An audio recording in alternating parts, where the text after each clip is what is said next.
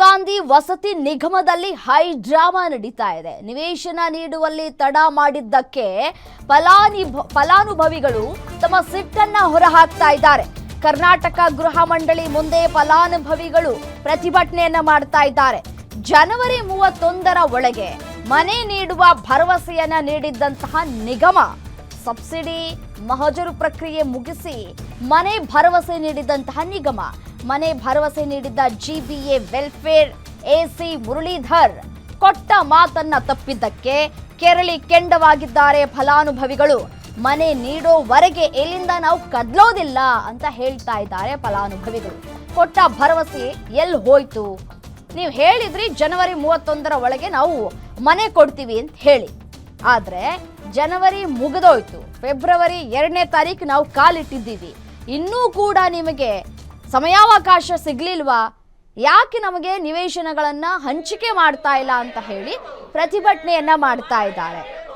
Subsidy ಮಹಜರು ಪ್ರಕ್ರಿಯೆ ಎಲ್ಲ ಕೂಡ ಆಗಿದೆ, ಆದ್ರೂ ಯಾಕೆ ಇಷ್ಟೊಂದು ತಡ ಮಾಡ್ತಾ ಇದ್ದೀರಿ ಅಂತ ಪ್ರಶ್ನೆ ಮಾಡ್ತಾ ಇದ್ದಾರೆ ಫಲಾನುಭವಿಗಳು.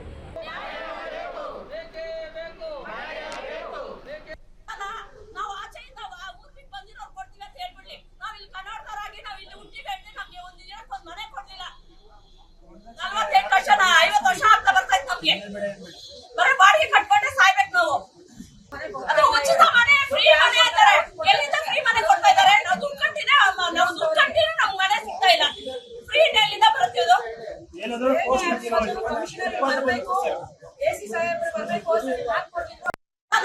ನಾವು ಆಚೆಯಿಂದ ಊರ್ ಬಿಟ್ಟು ಬಂದಿರೋರು ಕೊಡ್ತೀವಿ ಅಂತ ಹೇಳ್ಬಿಡ್ಲಿ. ನಾವ್ ಇಲ್ಲಿ ಕನ್ನಡದವರಾಗಿ ನಾವ್ ಇಲ್ಲಿ ಹುಟ್ಟಿ ಬೆಳೆದು ನಮ್ಗೆ ಒಂದು ದಿನಕ್ಕೆ ಒಂದು ಮನೆ ಕೊಡ್ಲಿಲ್ಲ. 48 ವರ್ಷ 50 ವರ್ಷ ಆಗ್ತಾ ಬರ್ತೈತೆ ನಮ್ಗೆ. ಬರೀ ಬಾಡಿಗೆ ಕಟ್ಕೊಂಡೆ ಸಾಯ್ಬೇಕು ನಾವು. ಅದು ಉಚಿತ ಮನೆ, ಫ್ರೀ ಮನೆ ಅಂತಾರೆ. ಎಲ್ಲಿಂದ ಫ್ರೀ ಮನೆ ಕೊಡ್ತಾ ಇದ್ದಾರೆ? ನಾವು ದುಡ್ಡು ಕಟ್ಟಿನೇ ನಮ್ಗೆ ಮನೆ ಸಿಗ್ತಾ ಇಲ್ಲ. ಫ್ರೀ ಎಲ್ಲಿಂದ ಬರುತ್ತೆ? ಅದು ಎಸಿ ಸಾಹೇಬ್ರು ಬರ್ಬೇಕು.